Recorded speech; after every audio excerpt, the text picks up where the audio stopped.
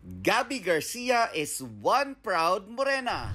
Espesyal para kay Gabby ang kanyang kayumangging kutis at espesyal din ang kanyang pangangalaga dito. Isinare ni Gabby ang kanyang secret para mapanatiling glowing ang skin at healthy ang body.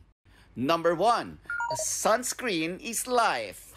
Ako talaga, I make sure I apply SPF. It's so important. Lalo na kalaban natin kasi ang araw ngayon. Napakainit. Hindi lang sa face, kasi usually sa face lang, di ba?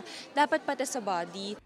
Number 2, hydration is key, inside and out. Diba? Ang init ng panahon. So it's important to hydrate our body. Not just, by drinking water, but also by applying lotion, by moisturizing. Kasi magdadry talaga yung balat natin if we don't take care of it. Number 3, eat healthy. Isa na riyan ang pagkain ng prutas. That's my sugar na for the day, fruits. And last but not the least, don't forget to sweat it out. Naniniwala kasi ako na ang self-care, maraming paraan yan. At isa dyan ay ang pag-workout.